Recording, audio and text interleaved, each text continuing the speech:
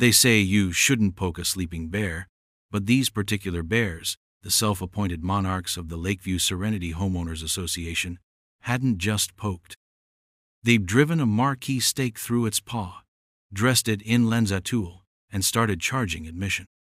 The first sign was the incongruous glitter of fairy lights woven through the ancient pines that marked the path down to my lake cabin, a path I'd personally carved out of the wilderness 2 decades prior.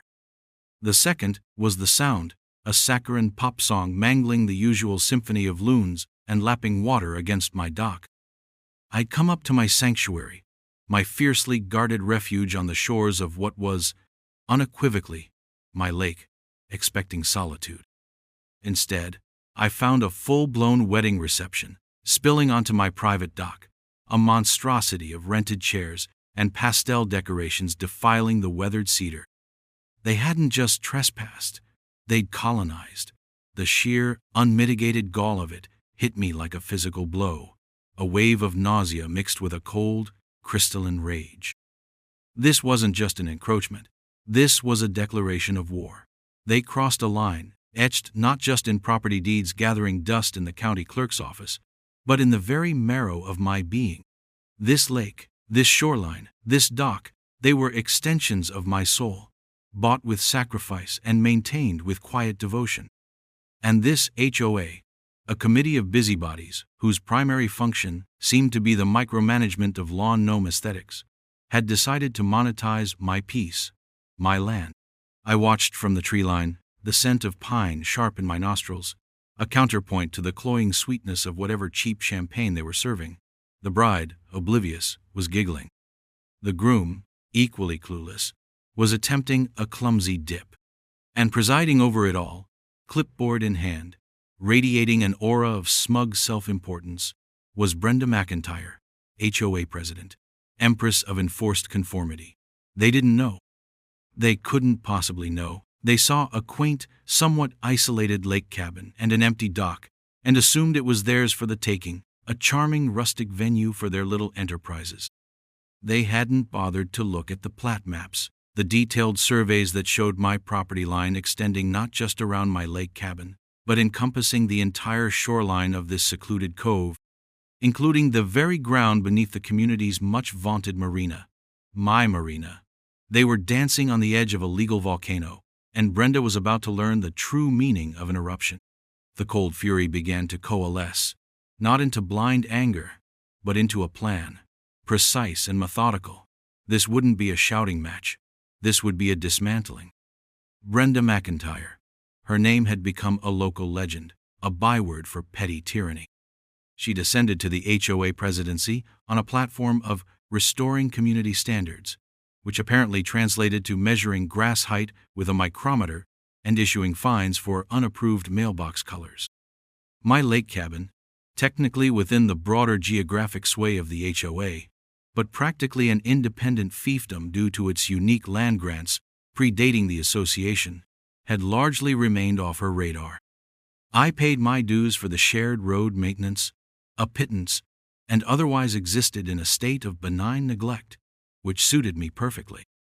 The occasional passive-aggressive newsletter about shoreline tidiness would arrive, usually addressed to occupant, and would promptly find its way into the wood stove.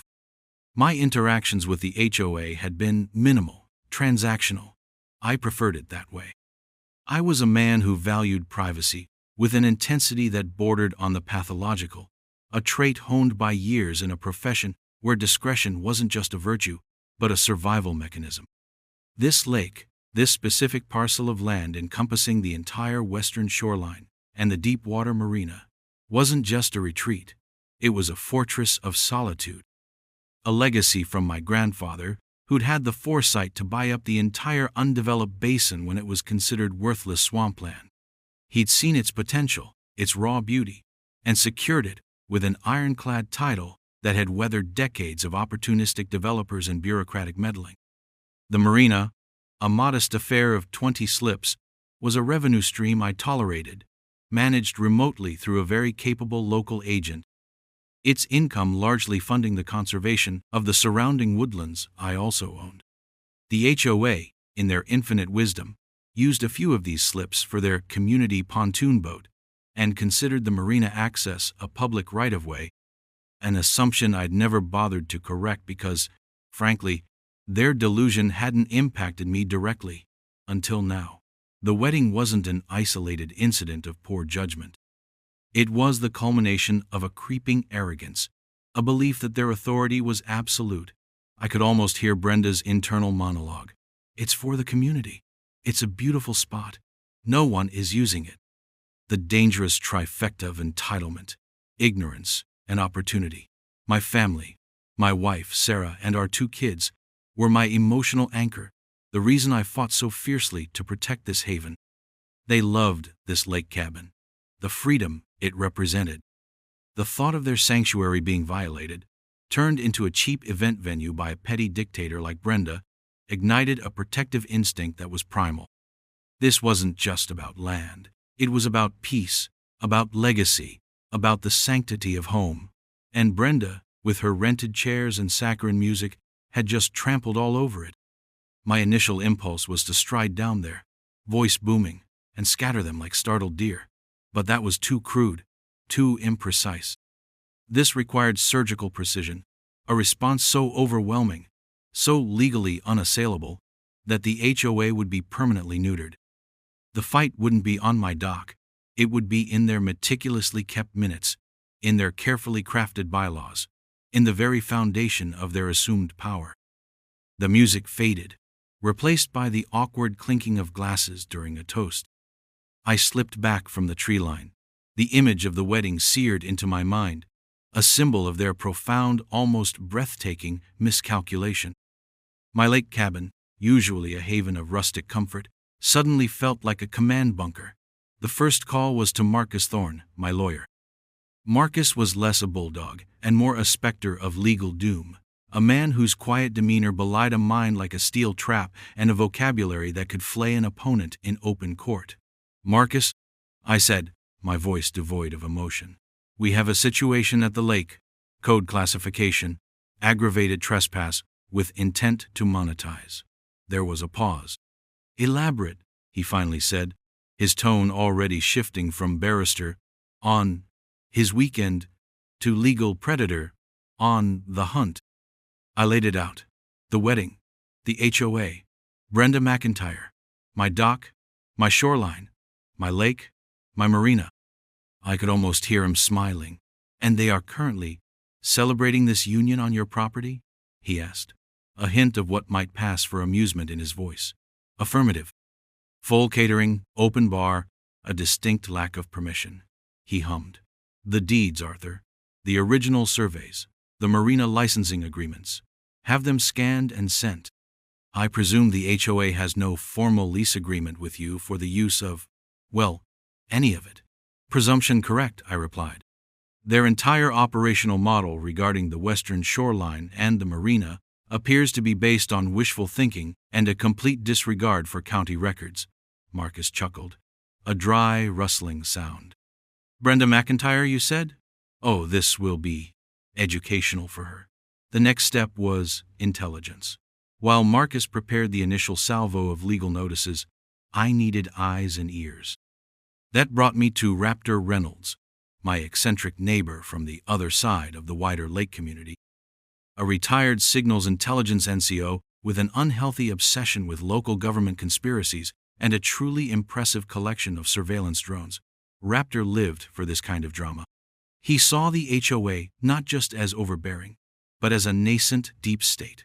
"Raptor," I said, meeting him by the old logging trail that separated our properties, "I have a situation that might pique your interest. It involves the HOA, a blatant disregard for property rights, and potentially illicit commercial activity."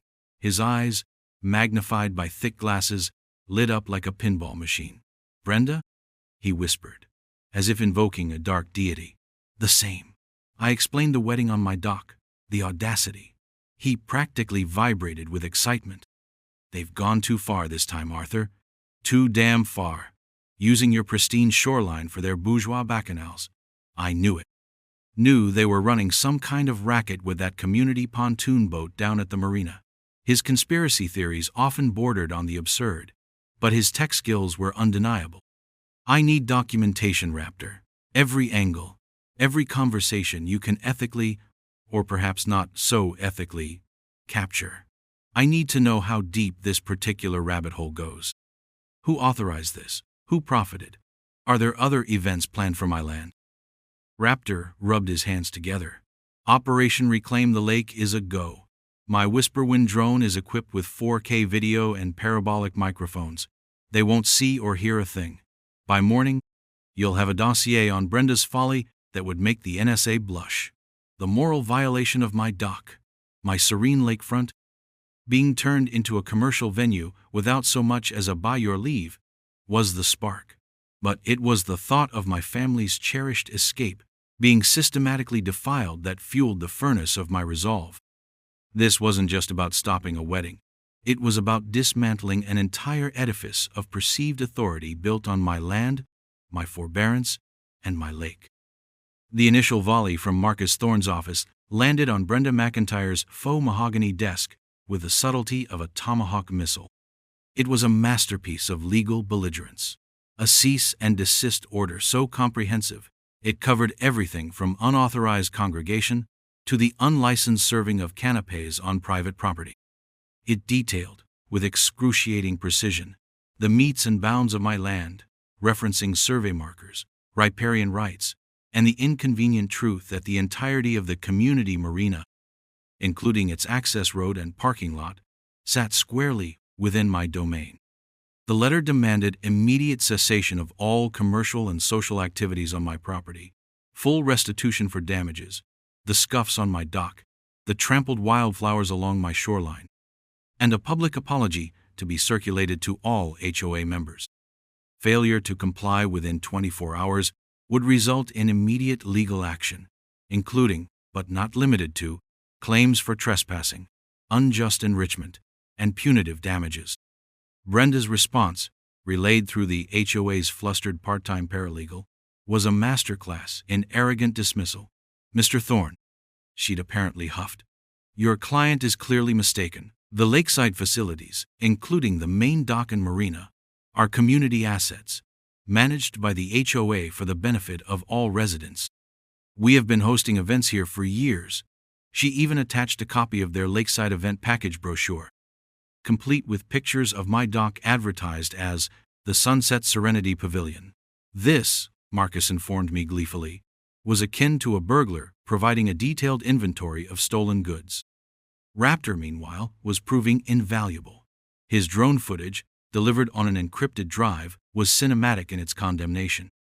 There was Brenda, clipboard akimbo, directing caterers across my land. There were snippets of conversations. "Don't worry, he's never here," and "it's practically public land anyway." Best of all, Raptor had unearthed the HOA's internal emails. Brenda had railroaded the event approval, bypassing even the flimsy pretense of a committee vote. She'd personally negotiated the venue fee with the wedding party, a fee that was suspiciously absent from the HOA's official financial disclosures. "It's worse than I thought, Arthur," Raptor had said, his voice a mix of horror and vindication. "She's running a shadow economy. This isn't about community. It's about her personal slush fund, built on your lake, your shoreline, your marina." The cold precision of my anger sharpened. This wasn't just incompetence. This was corruption, albeit on a laughably small scale. But the principle was the same. The arrogance was the same. She wasn't just trespassing. She was stealing. My family, when I briefly outlined the situation, reacted with a mixture of outrage and a touch of awe at the sheer audacity. Sarah, usually the diplomat, said, "Burn them to the ground, Arthur." Metaphorically, of course.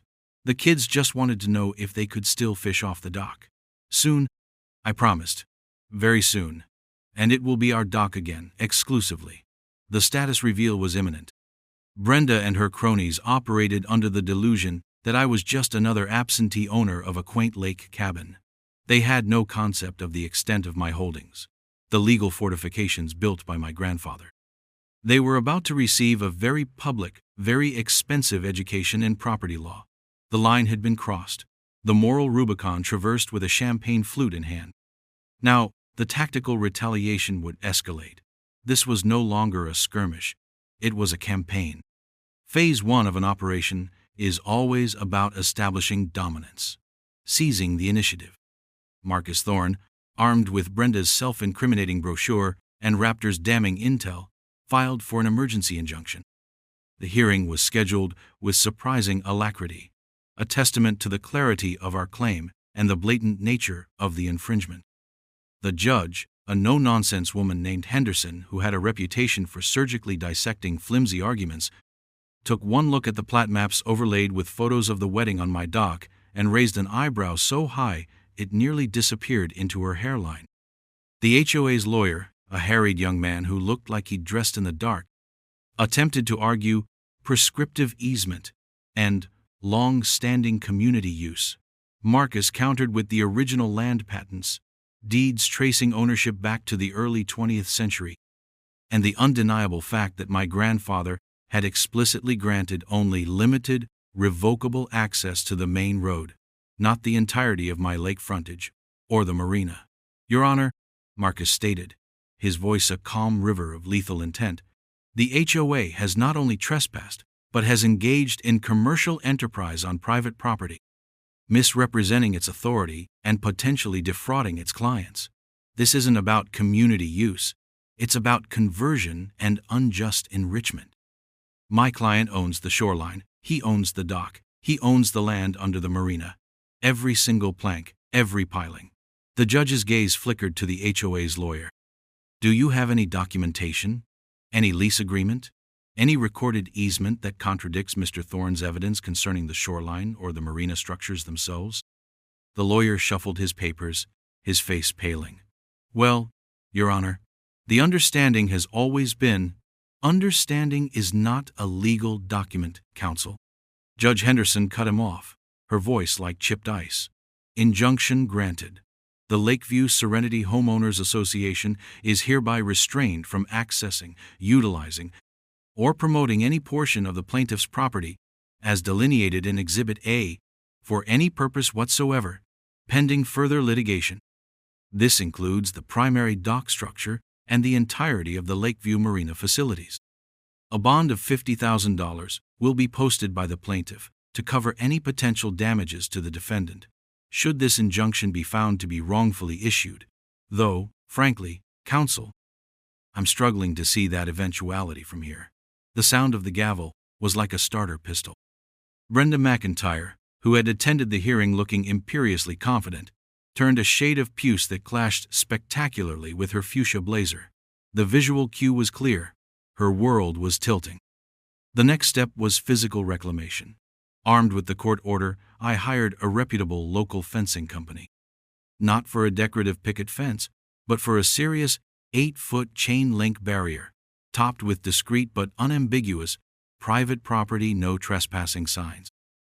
The fence line would run precisely along my surveyed property boundary, cutting off all casual access to my shoreline, my dock, and, most deliciously, the entire Lakeview Marina.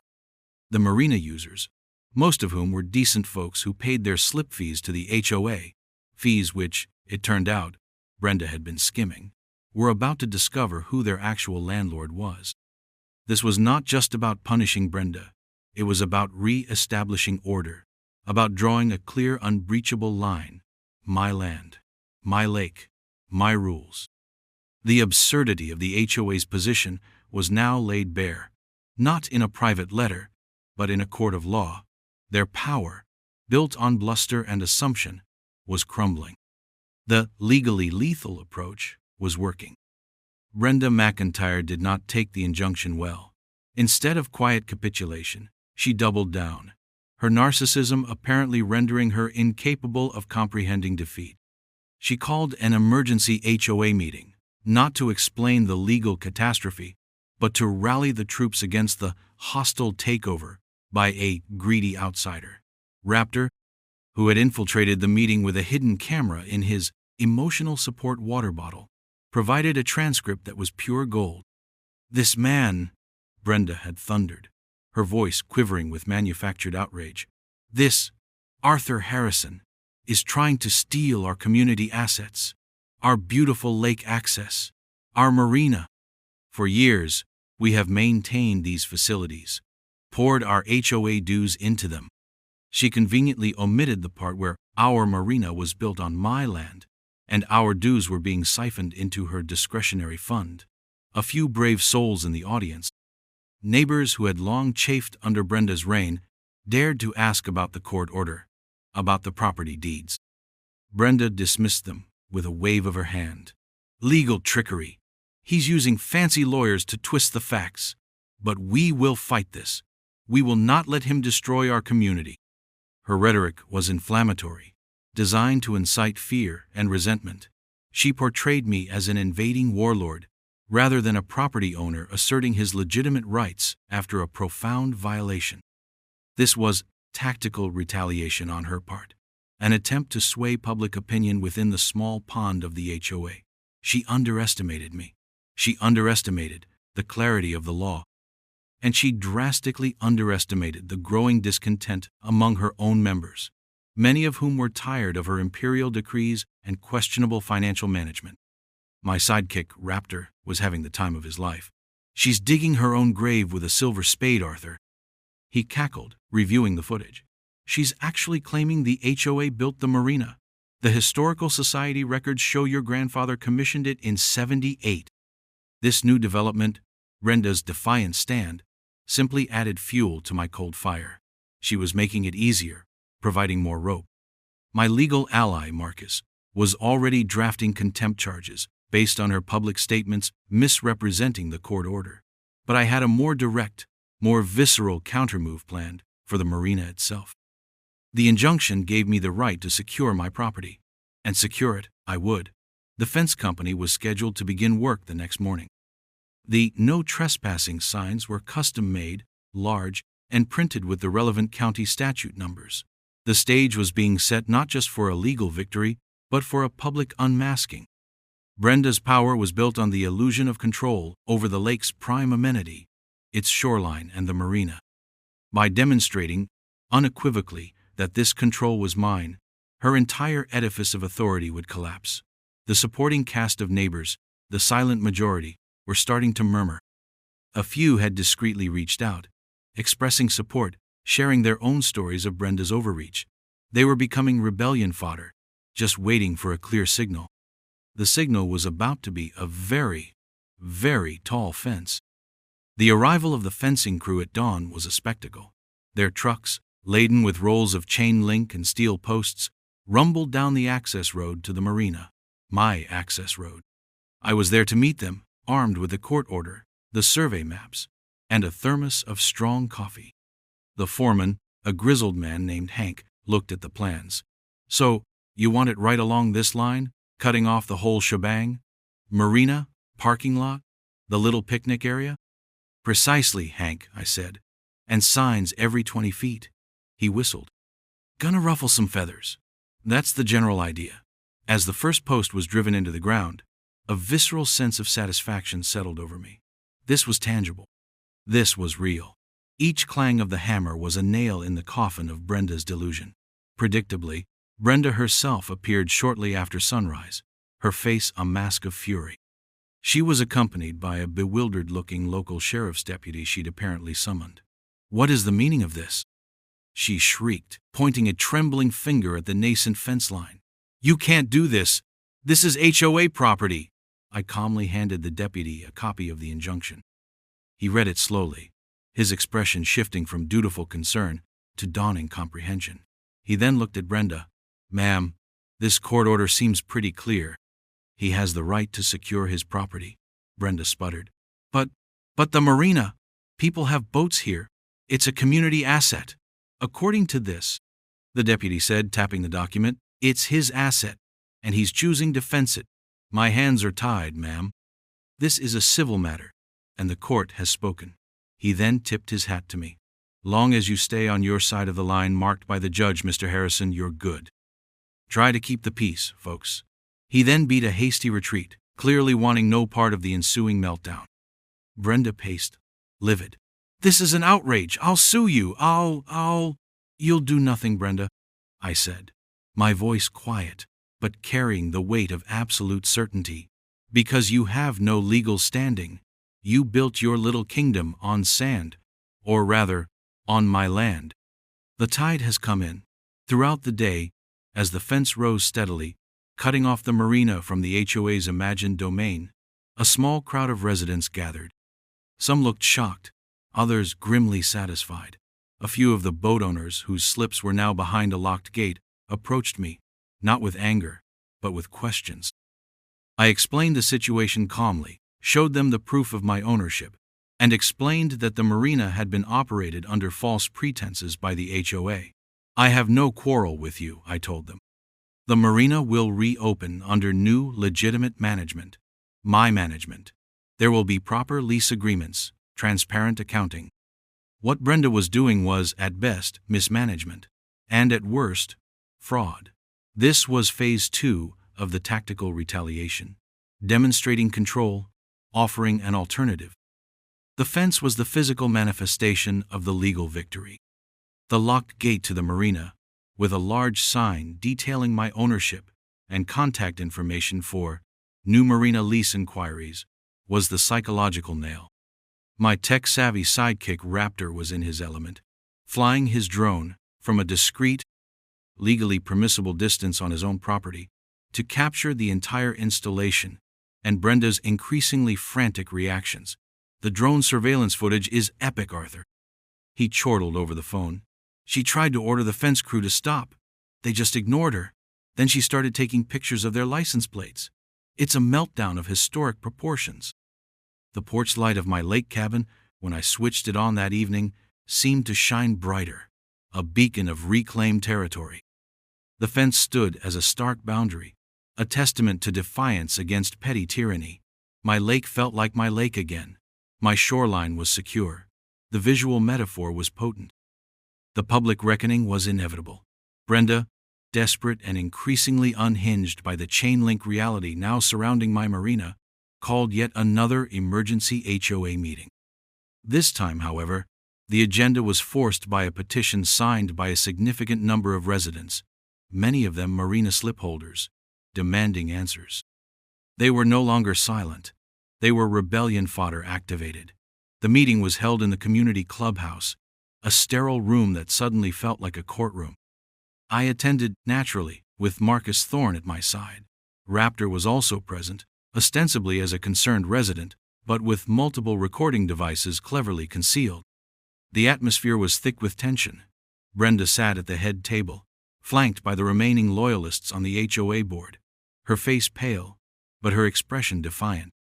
She opened the meeting with a rambling diatribe about community spirit and external agitators, carefully avoiding any mention of property deeds or court orders. When she finally paused for breath, Marcus rose. "Madam President," he began, his voice resonating with cold, calm authority, "before we proceed with your creative interpretation of recent events, perhaps the residents would be interested in some facts." He produced a projector and, with Raptor's discreet assistance, began to display documents on the wall. First, the original plat map of my grandfather's land, clearly showing my ownership of the entire western shoreline and the land beneath the marina. Zoom-ins on the surveyor's marks. Then, the official county records, confirming current, unencumbered title in my name. Next, he displayed the court injunction, highlighting the judge's explicit ruling. Finally, he put up copies of the Lakeside Event Package brochure Brenda had created, followed by bank statements Raptor had managed to subpoena, anonymously, through a shell entity Marcus had set up for civic oversight research, showing deposits from event fees into an account solely controlled by Brenda, an account not listed in any official HOA financials. A collective gasp went through the room. The visual cues were devastating. The clear lines of my land on the map, the stern legal language of the injunction, the damning evidence of financial impropriety. Brenda's face crumpled. The bravado drained away, replaced by a dawning horror. "Those documents they could be faked," she stammered, but her voice lacked conviction. "Oh, they're quite real, Ms. McIntyre," Marcus said, his tone like silk, sliding over steel. And the county clerk, the land registrar, and indeed Judge Henderson, would be very interested to hear you allege forgery against public records and court orders. Perhaps you'd like to explain to the residents why HOA funds, derived from events held illicitly on Mr. Harrison's private property, including his dock and his marina, were being diverted into your personal account? This was the monologue-heavy dialogue, revealing power dynamics, setting traps, and delivering poetic justice. Several residents stood up, their voices shaking with anger. "Brenda, is this true? Did you steal from us?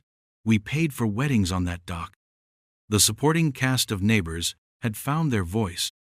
Law enforcement, in the form of 2 deputies I'd requested to be present, citing potential for public disturbance, a request Judge Henderson had wryly approved, watched impassively from the back. Their presence wasn't to intervene, but to legitimize the proceedings, to underscore that this wasn't just an internal squabble anymore. The climactic confrontation was playing out exactly as planned, the public embarrassment of the villain. Her reign of petty terror, built on the fiction of her control over my lake, my shoreline, my marina, was over. The fallout was swift and brutal. Brenda McIntyre resigned from the HOA presidency that night, a scribbled note left on the clubhouse table. The remaining board members, deeply implicated by their negligence or complicity, followed suit within days. The HOA, as an entity, was effectively decapitated, its treasury likely facing significant claims from disgruntled event clients who had paid for access to my dock and the use of my land. Marcus Thorne, with surgical precision, began negotiating settlements.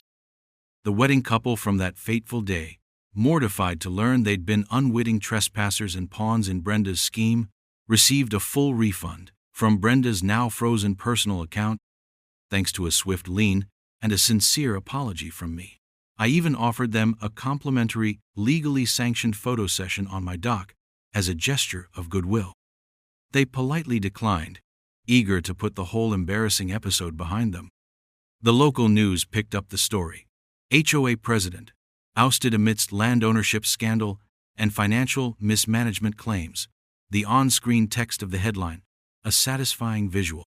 Raptor provided them with some carefully curated and legally obtained drone footage and snippets of Brenda's more egregious statements, ensuring the narrative was accurate and her downfall well documented.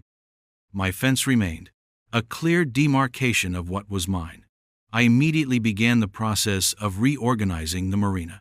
New, fair lease agreements were drawn up for the existing slipholders who wished to stay. Transparent accounting was implemented.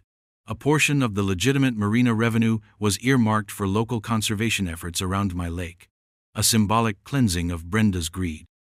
The restoration of order was palpable. The quiet lapping of water against my shoreline was no longer punctuated by the jarring sounds of unauthorized parties. My lake cabin resumed its role as a sanctuary. The emotional tone shifted from righteous fury to a somber resilience. There was a cost to this fight: time, energy, the disruption of peace. But the protective loyalty I felt for my family and for this legacy had demanded action. The locked gate at the marina wasn't just a physical barrier, it was psychological closure. I stood on my dock, the one that had been so cavalierly appropriated, and watched the sunset paint the surface of my lake in hues of orange and purple. The air was clean. The only sounds were those of nature. The blood in this conflict was metaphorical, reputations tarnished, illusions shattered, but the victory was real. The feeling was not triumph, exactly, but a profound, almost weary satisfaction. The intensely personal battle had concluded with surgical precision. My reluctant warrior archetype had been forced into action, and the dormant authority of ownership had been unequivocally asserted. The system, when properly engaged, had worked. The intense personal drama had subsided, leaving behind a quiet hum of normalcy, a state I'd fought tooth and nail to restore. My lake, my shoreline, my marina, they were unequivocally, visibly, and legally mine once more. The experience, however, had left an indelible mark, a reminder that vigilance is the price of sanctuary. The cold-blooded calm with explosive emotional undercurrents that had characterized my campaign against Brenda's HOA regime had settled into a more placid but no less resolute state. I found myself spending more time at the lake cabin, not out of fear, but out of a renewed appreciation for its sanctity. Each sunrise over my lake felt like a small victory reaffirmed. The tactical operations metaphor that had framed my legal strategy now seemed almost quaint. Yet the precision, the planning, the unwavering focus on the objective, these were skills honed elsewhere, now proven effective even in the absurd theater of suburban HOA politics. The surprise reversal, the slow reveal that I wasn't just some hapless cabin owner but the proprietor of the entire contested domain, had been the linchpin of the strategy. They hadn't known who I was, or rather, what I owned, and that ignorance had been their undoing. The local corruption, Brenda's petty fiefdom and her siphoning of funds, had been exposed through documents, through meticulous research, a small-town scandal brought to light by the audacity of her overreach onto my land. My family, the emotional anchor, reveled in the restored peace. Sarah commented that the air itself felt cleaner, lighter. The kids fished off the dock without a care in the world, their laughter echoing across the water, a sound far more melodious than any rented DJ's playlist. The neighbors, the silent majority turned rebellion fodder, were now actively involved in reforming the HOA, establishing new leadership committed to transparency and actual community benefit, rather than personal aggrandizement. They treated me with a new respect, a touch of awe perhaps, the man who had single-handedly dismantled the old guard. Raptor Reynolds, my eccentric ally, became a local hero, his conspiracy theories suddenly imbued with a patina of prescience. He still flew his drones, but now he was more focused on cataloging wildlife around my lake than on exposing HOA malfeasance, though he kept a weather eye on the new board. Just in case. The porchlight of my lake cabin continued to be a beacon, not of defiance anymore, but of steadfast ownership and the quiet enjoyment of hard-won peace. The fence, softened by climbing roses I'd planted, still marked the boundary, a permanent reminder of the line that must not be crossed. It was a visual metaphor for resilience, for the power of asserting one's rights with unwavering, calculated resolve. The final echoes of the HOA debacle faded with the autumn leaves. The weaponized narration I had employed in my mind, the inner monologues mapping out each tactical step, gave way to a more reflective, almost poetic appreciation for the tranquility I had reclaimed. The military and legal jargon, once tools of war, now receded, replaced by the simpler language of wind through pines and water against my dock. My slow-burning moral authority had been validated, not through aggression, but through the meticulous application of law and truth. Standing on the edge of my lake, the vast expanse of water reflecting the clear sky, I felt a profound sense of ownership, not in the possessive, grasping way of Brenda McIntyre, but in the custodial sense my grandfather had instilled. This land, this lake cabin, this entire shoreline and marina were a trust. The recent unpleasantness had been a crucible, forging a renewed commitment to that trust. The deadpan sarcasm, used strategically during confrontations, had served its purpose, exposing the absurdity of the HOA's position. Now, a quiet humor settled in, the dark situational irony of a wedding party trespassing on the land of someone uniquely equipped to dismantle the organization that had allowed it. It was a story I would tell my grandchildren, a lesson in boundaries, in the difference between assumed power and legitimate authority. The legal revenge thriller had reached its denouement. The tactical justice fantasy had played out in the real world, with real consequences. What had felt like a suburban horror turning into a war zone had reverted to its natural state, a place of peace, under my stewardship. The first-person retaliation opera had sung its final, satisfying aria. You probably wouldn't believe what happened unless you'd lived it, the sheer audacity of it all. But they crossed the line. They took what wasn't theirs, on my land, by my lake, at my marina. And they discovered, too late, that some sleeping bears are best left undisturbed, especially those with clear title and an excellent lawyer. The moral of the story wasn't just about property rights. It was about the quiet strength that comes from knowing you are in the right, and the cold, calculated vengeance that can flow from a place of protective loyalty when that right is violated. The lake was calm. My control was absolute. Justice, in its own time and with a little strategic help, had been served.